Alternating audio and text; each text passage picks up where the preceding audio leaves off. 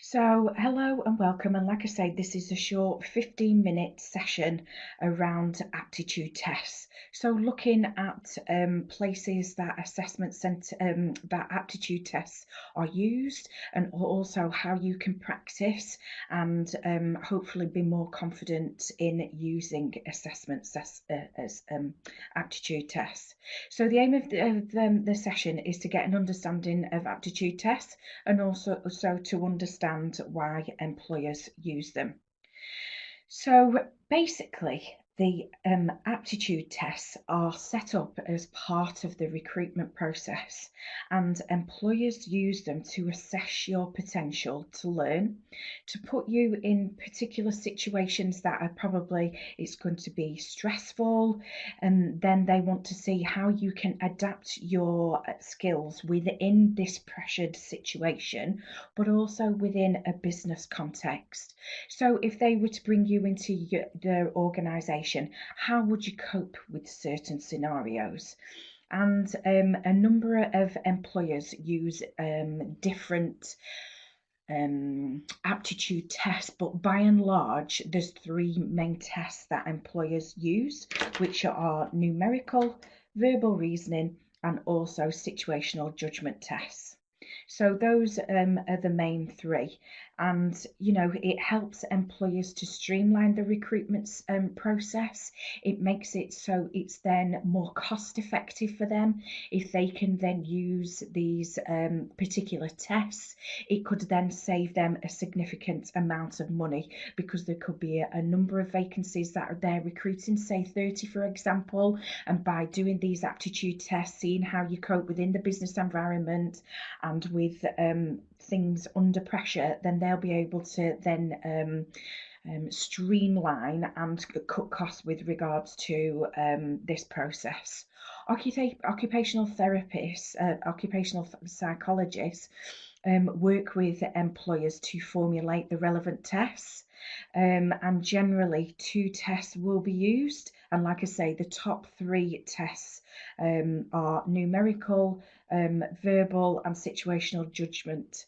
And also, they're largely used within large organisations.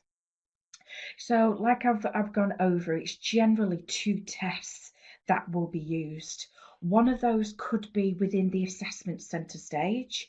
Some employers do it within the interview, the video interview, for example.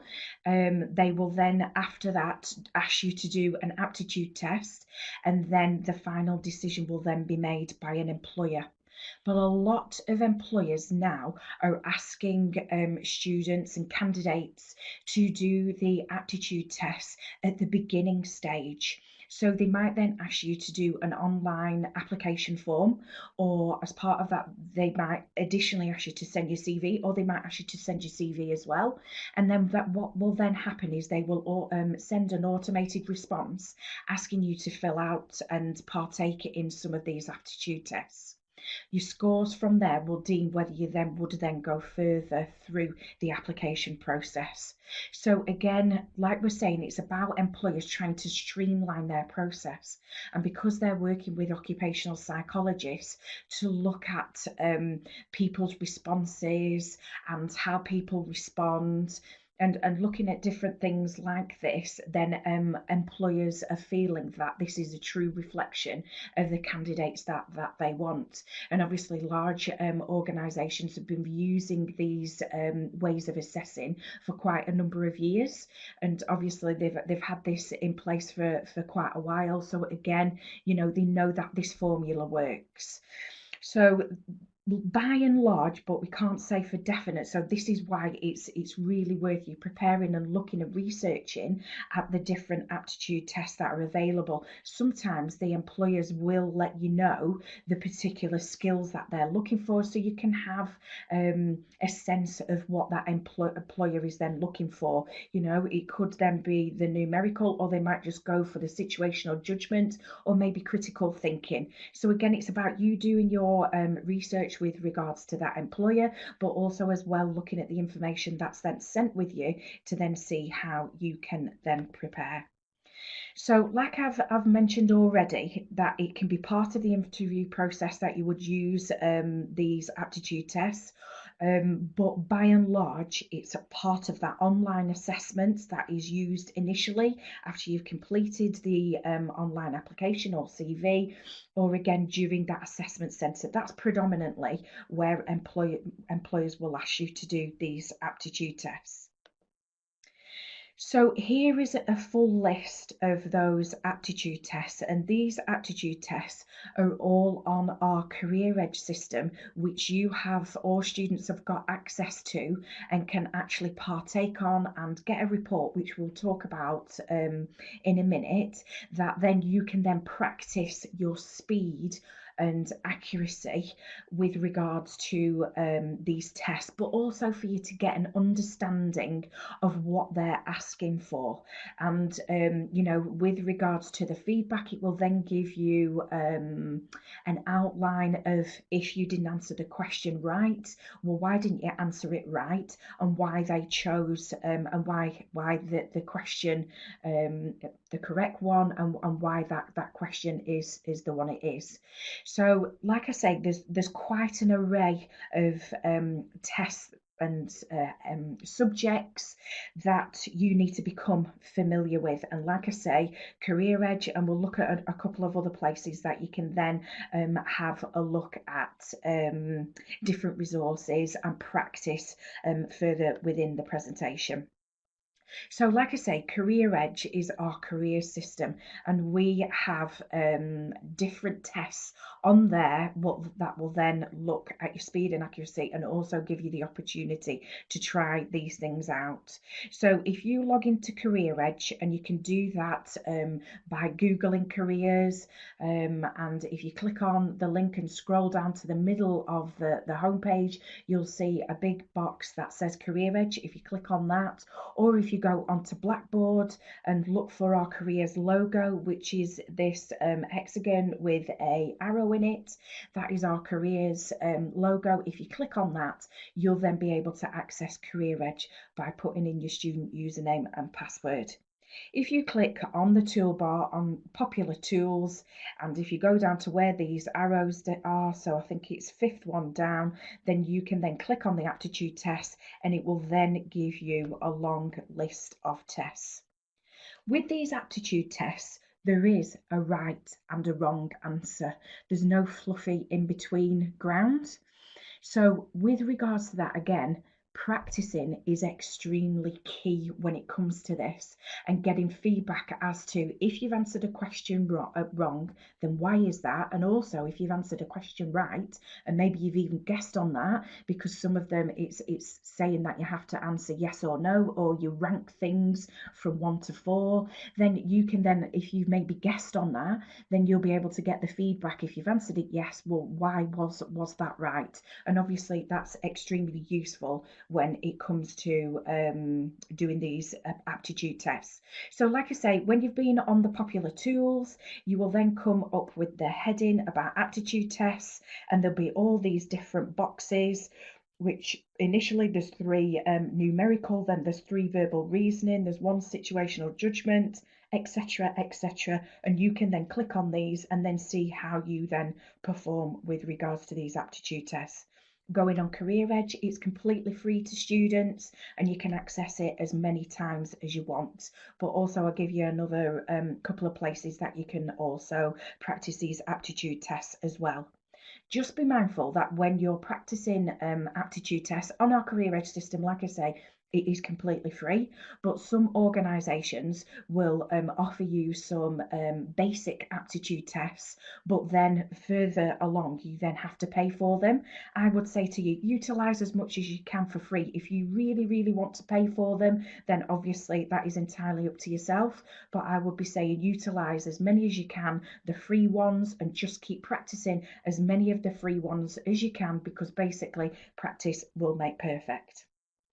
So, like I say, with the aptitude tests, there is a right and a wrong answer, and the occupational psychologists work with the employers to deem what questions they want to ask candidates in order to ascertain and build a makeup of what this candidate is all about.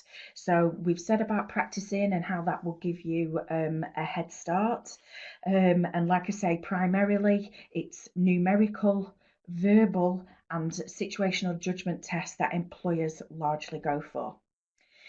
So, with regards to a numerical test, this is an example of this taken from our CareerEdge page. That basically you will be given this introduction. As soon as you then press start, you will be timed for that 18 minutes.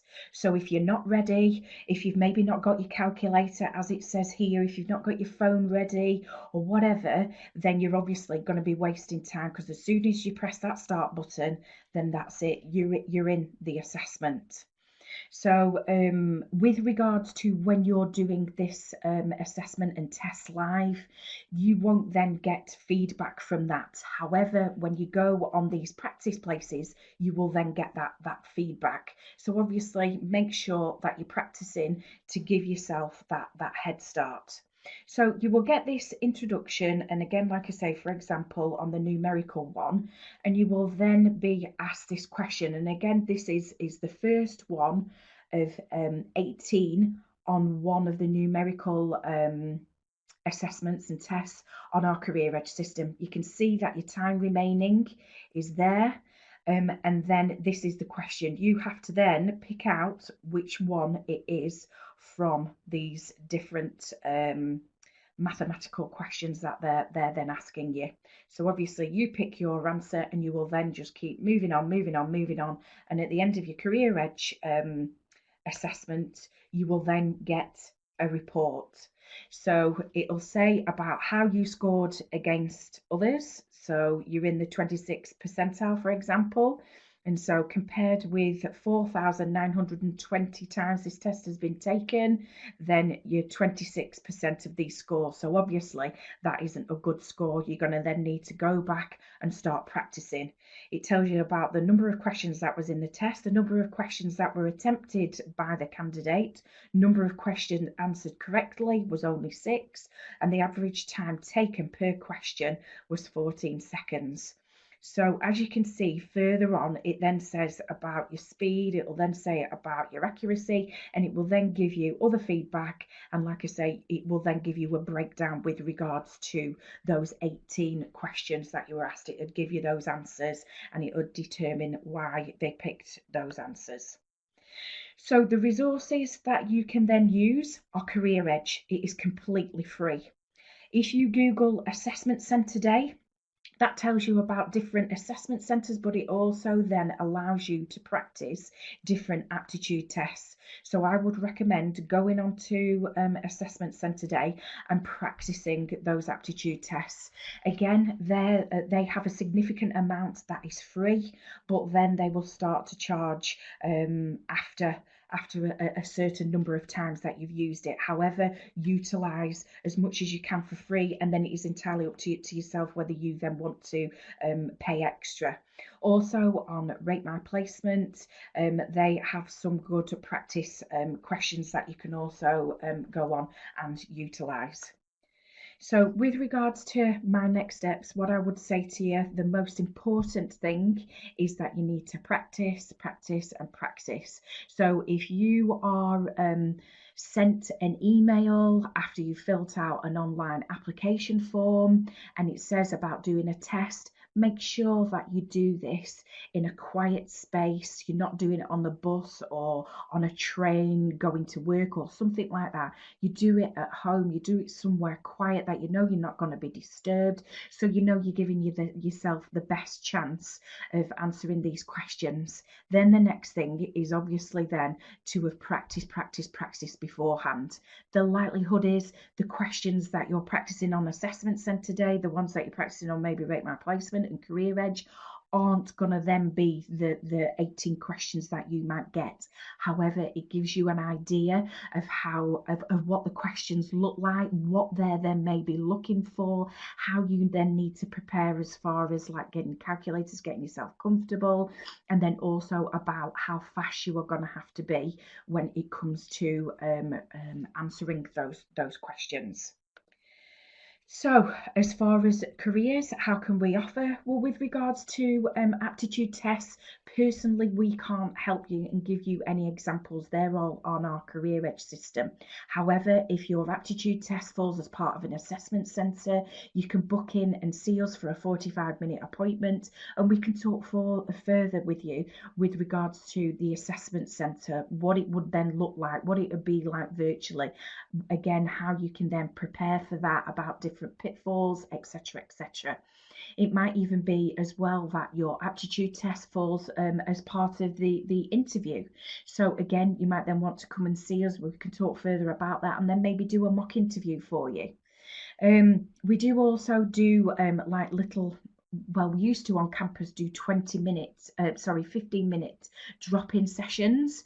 So we're not physically doing a drop-in session. However, if then you contact careers on the telephone numbers on there, or even via our CareerEdge system, then we can then offer one of these short mini appointments, and we can then check over your CVs, maybe just give you some hints and tips with regards to interviews, and maybe answer any short question that you maybe have.